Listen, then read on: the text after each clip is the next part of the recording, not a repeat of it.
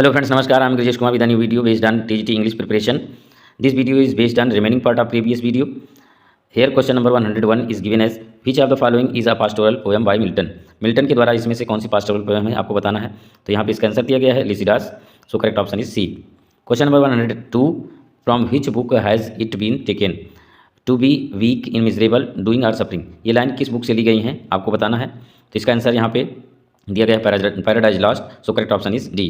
Question number 103 who among the following is interpreter of nature in many moods. Nature को many moods में बताने वाला कौन सा यहाँ पे कवि है। तो यहाँ पे इसका आंसर दिया गया है विलियम वर्ड्सवर्थ। इनको नेचर पोएट कहा भी जाता है। So correct option is A. Question number 104 Wordsworth वास्तव में किस प्रकार के कवि थे ये आपको बताना है। तो यहाँ पे इसका आंसर दिया गया है romantic poet. So correct option is A.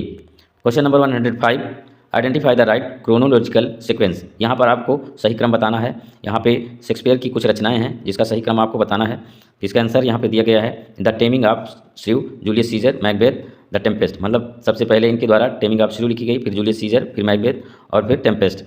So correct option is B. Question number 106 what is the common to the following women characters in Shakespeare. Shakespeare की रचनाओं में कौन सी वुमेन कैरेक्टर है जो कि कॉमन रूप से काम करती है। यहाँ पर आपको बताना है। कुछ रचनाएं दी गई हैं जैसे Julia in the two gentleman of Verona, Rosalind in as you like it, Viola in twelfth night, Imogen in Cymbeline. यहाँ पर आपको कुछ क्वेश्चन और उनके आंसर और भी मिल जाते हैं जैसे कि जूलिया शेक्सपियर की किस रचना में है। तो ये यहाँ पर दिया गया है the two gentleman of Verona. Rosalind किस में है, as you like it, Viola किस में है, ट्वेल्थ नाइट में, और इमोजन किस में है, सिम्बलिन में। तो ये एक्स्ट्रा है, यहाँ से मिल जाता है। और इसका यहाँ पर सही आंसर दिया गया है that disguise themselves as boys in pursuit of their lovers। ये जो है अपना भेष बदल लेती हैं जितनी भी वुमेन कैरेक्टर दिखाई गई हैं। So correct option is B. Question number 107 is given here. Yes 107 is as they also serve who only stand and wait this line occurs. ये लाइन किस रचना में है और आपको बताना है। इसका आंसर दिया गया है ऑन हिज ब्लाइंडनेस जो कि मिल्टन के द्वारा लिखी गई है। So correct option is D. Question number 108 Bliss was it in that dawn to be alive, but to be young was very heaven. What was the great event Wordsworth had in mind while writing the above line? ऊपर की line को लिखते समय रचनाकार के मस्तिष्क में कौन सा विचार आता है। यहाँ पे इसका आंसर दिया गया है हिज मैरिज का विचार आता है। So correct option is correct option is A. Question number 109 loyalties criss cross each other is a dialogue in a play bye.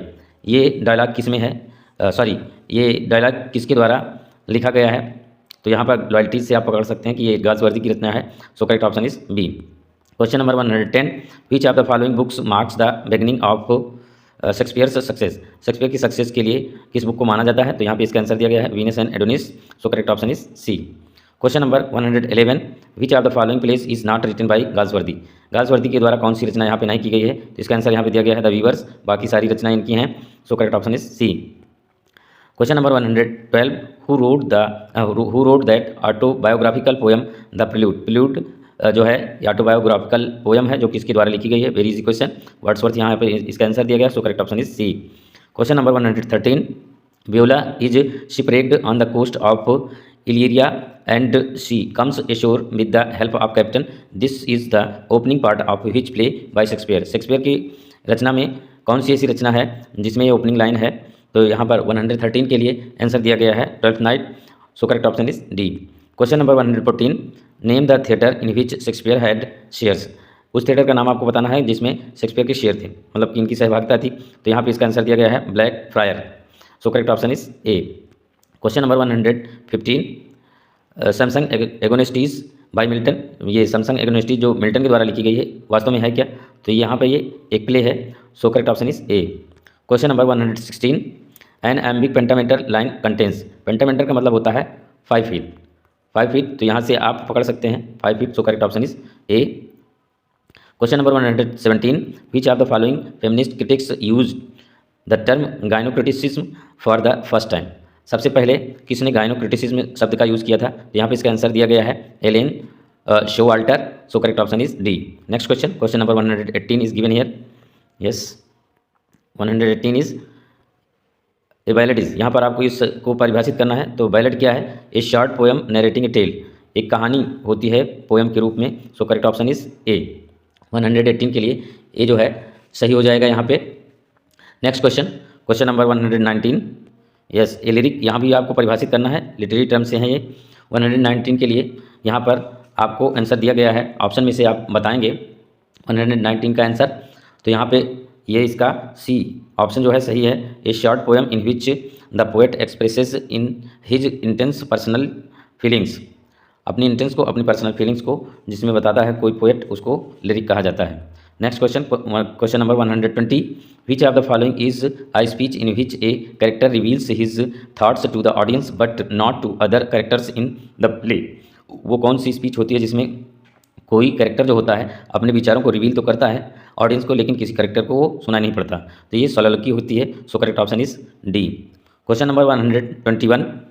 Which of the following is a poetry form in which a poem is written in 8 line octaves, each line consist of 10 or 11 syllables and follows the rhyme scheme of ABCC। यहाँ पर आपको बताना है कौन सी रचना होती है poem की जिसमें 8 लाइन होती हैं और प्रत्येक लाइन में 10 या 11 सिलेबल होते हैं। यहाँ पर शब्द से आप पकड़ सकते हैं, ओटी रिमा हो जाएगा। So correct option is A. Question number 122।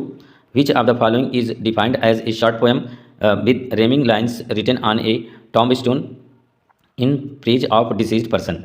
मरे हुए व्यक्ति के कब्र पर जो लिखा होता है लेख, उसके लिए कौन सा शब्द है यहाँ पर? इसका आंसर दिया गया है एपिटॉफ। कब्र लेख इसको कहा जाता है, इसको क्या कहते हैं? कब्र लेख इसको कहा जाता है हिंदी में। So correct option is A. Question number 122। A long poem telling the story of the leader of whole community written in a narrative form and lofty style is called.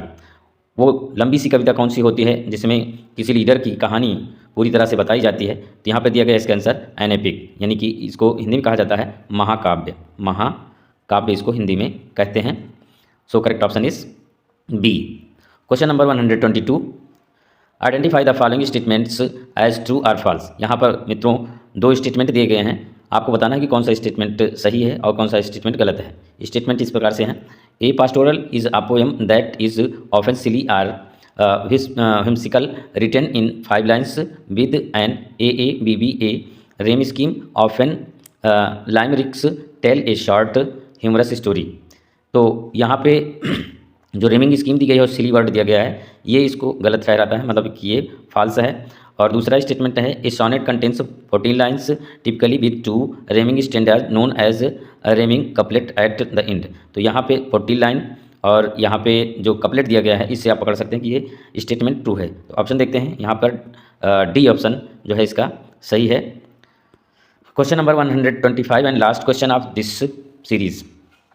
Friends, if you continue to watch and if you want to prepare for TGT English, you have to continue to watch my videos, and if you support me, please subscribe my channel to get notification as soon as you wish.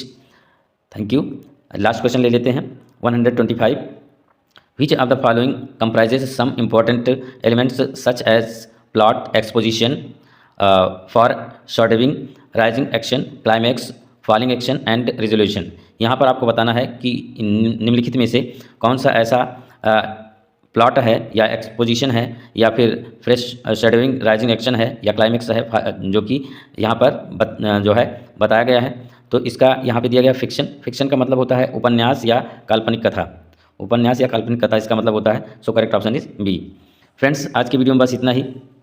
यदि आपको video पसंद आता है तो like करें, नहीं पसंद आता डिसलाइक करें, कमेंट करना बिल्कुल भी ना भूलें।